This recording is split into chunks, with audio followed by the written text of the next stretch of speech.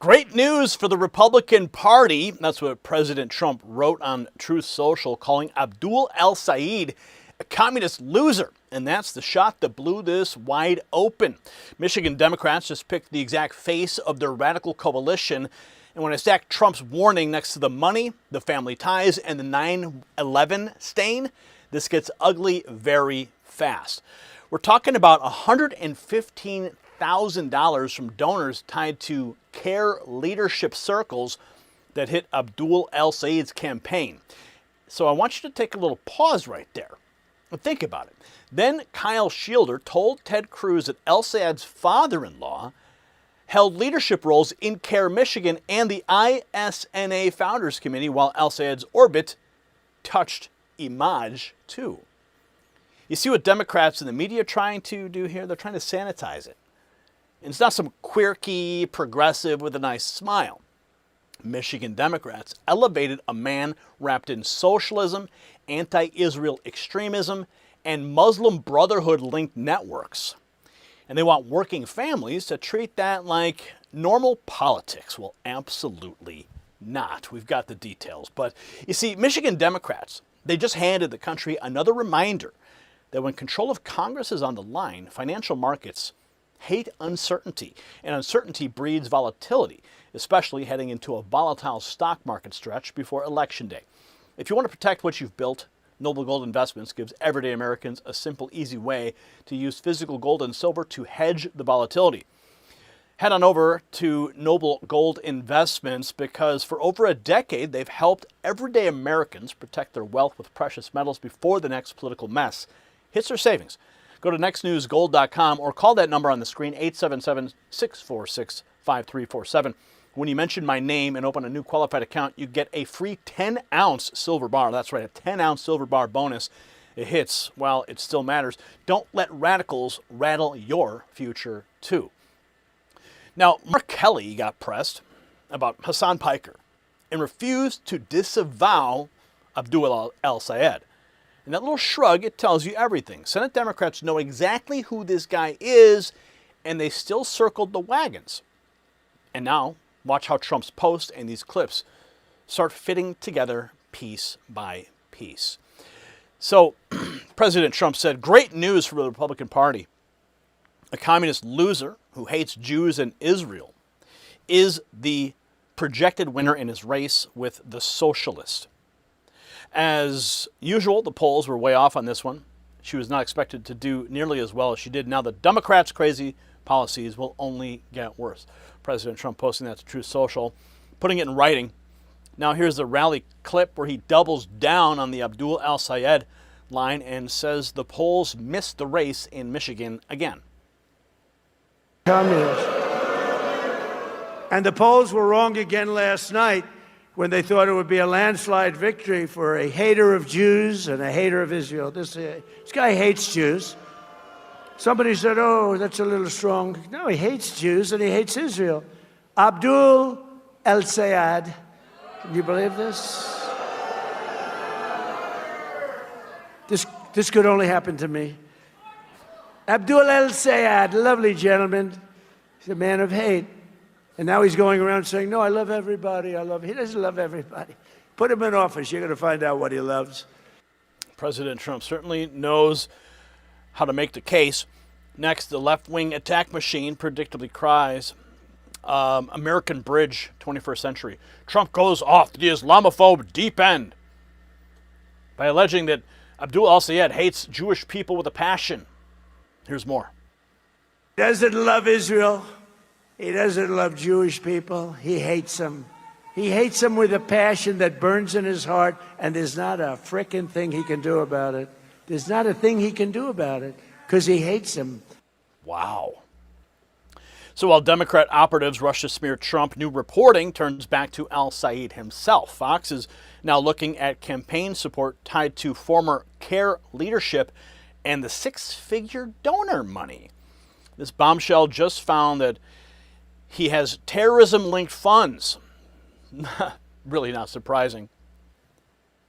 Nomination for Senate, defeating Haley Stevens, it came in at a razor-thin margin. That might have caused some sense of humility for a winner, but not every winner. As bitter and as divisive and as cynical as the campaign against us might have been, I want us to realize that there is so much more that unites us now. Because the campaign that Mike Rogers and Donald Trump and their GOP MAGA allies are launching is already more bitter. You know, they think they want to use my whole name against me. Mike, listen, man, if you can't say the name, it's Abdurrahman, keep the name out your damn mouth. Classy. While that might have been fighting words for Republicans, you heard there at the beginning a call for unity among Democrats. That, though, is not a view that is equally shared by his campaign running buddy, Hassan Piker. Everyone being like, Abdul has a ton of work to do mending bridges. Here's the take nuke for you, okay? You are all unbelievably Islamophobic pieces of okay? You literally called the dude a terrorist for months on end. Okay, yeah. So that funding question is only the start. Next up, a counter-terror expert tells Senator Ted Cruz why El-Sayed's family and political connections set off major alarms. News Force reports Kyle Scheidler told Cruz in a Senate testimony about serious red flags. Listen to this. Does Abdul El-Sayed's candidacy for senator in Michigan concern you? Yes, sir, it does. Why is that? Well, to begin with, I look at the connections that his father-in-law, Chakaku Tayyib, has to Brotherhood-linked groups. This includes being the president at one time of CARE Michigan, also his presence on the Islamic Society of North America Founders Committee, which is only for those most exclusively devoted to ISNA and provides significant amounts of funding. There are other known Brotherhood members on that committee. I would also look at El-Sayed's ties to a group called Engage, which purports to be a Muslim sort of get out the vote or candidate recruitment organization, but it has close ties to CARE. It was created by a former CARE member who at one time was on a terror watch list and was also a consultant to convicted terrorist Samuel Arian. Wow. Do you believe the Islamic Society of North America, or ISNA, is an ongoing part of the Muslim Brotherhood network in the United States?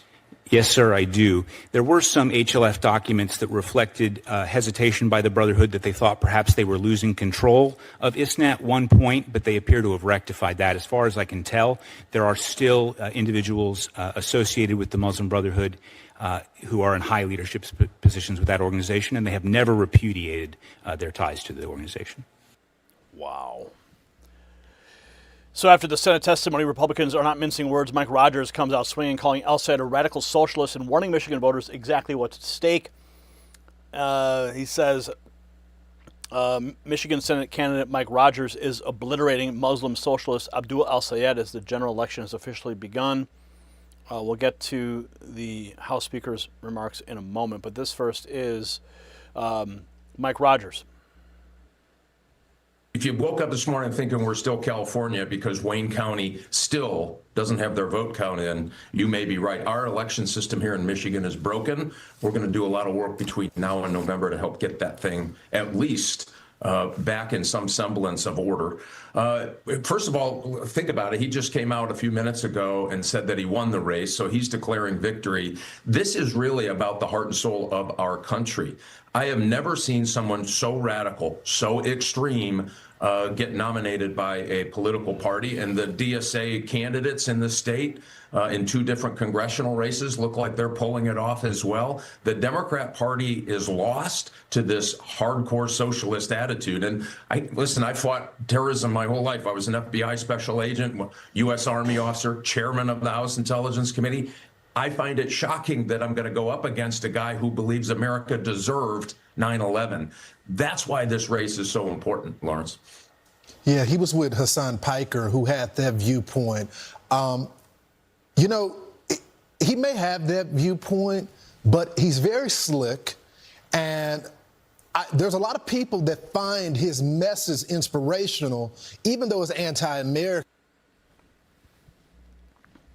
So Rogers framed this as a fight for the country, not just one Senate seat. Now Senator Jim Banks piles on, saying El-Sayed's agenda would make even Bernie Sanders look soft. Factory workers that live in that state that don't want to vote for a guy like Abdul El-Sayed, who wants to take away their gun rights. He wants to codify Roe v. Wade and overturn the Dobbs decision.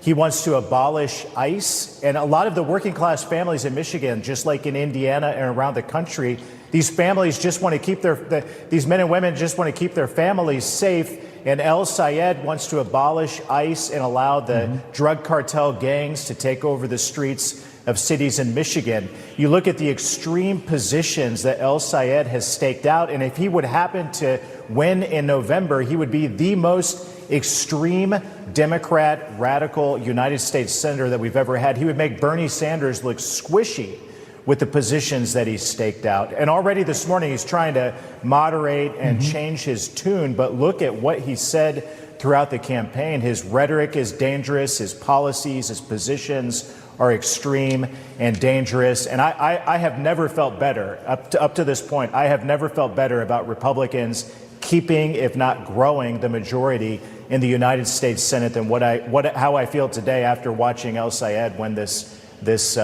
Michigan Democrat primary. All right. So Banks says Democrats just nominated their most extreme candidate yet.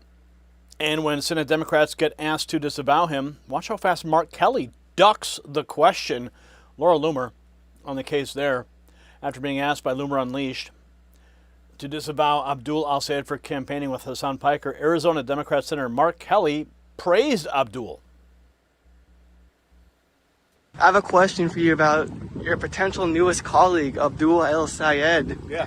Will you disavow him for campaigning with Hassan Piker, an individual who said America deserved 9/11? Hey, he won the primary, and we've got about 90 days to the election. In the past, we winning back control of the Senate runs through places like Michigan. So Senate Democrats are cool with him campaigning with Hassan Piker? I may ask, I don't know much about it. He said America deserved 9/11. He called on people to kill your colleague, Senator Rick Scott. And he's pretty much a jihadist. Any comments there? Nope. All right. And you left out the part when he was over there in Iran. Yeah, so Kelly won't touch it, and that tells you plenty about where the Senate Democrats are. Meanwhile, on a separate front, House Republicans have already moved the Save America Act and are pressuring the Senate to act. Trump Daily Post, the House passed the Save America Act. Just 4 GOP senators are needed to send it to the president's desk for signature. 90 days until the 2026 midterm. Senate approve it and send it on to President Trump. No excuses. Next, Senator Mike Lee says Senate Republicans are finally talking less about whether to remove the Save America Act and more about how to get it done. Here's Senator Mike Lee. I just came from a very productive meeting with Senate Republicans, and the conversation has shifted in a very favorable direction. We're talking now much more about how best to do this, not whether to stay and work on the Save America Act, but what procedural vehicle to use in order to get this thing done. So, look, I always, this is a step-by-step process. I don't want to proclaim victory, but the conversation has moved in a favorable direction. I want to thank Senate Majority Leader John Thune and our whip, John Barrasso, for leading a very productive discussion today. So he says the conversation is moving in the right direction, but Trump isn't letting the Senate off easy. Here he is calling out weak Republicans and demanding tougher fighters on election security. If you had fair and strong elections, they would lose 25% of their base. They would never be elected again. And I'm trying to explain that to Republicans, but some of them don't quite understand it. They don't understand it because they're good people. They're good people. They don't know how crooked these people are. I've dealt with a lot of crooked people in my life. They don't know how bad these people are. We got to get the Republicans to be tougher. especially in the Senate, especially in our Senate. Got to get the senators in there. They got to be tough. But they voted in favor of the transgender mutilization of your children. And they voted in favor of men and women's sports. Can you imagine?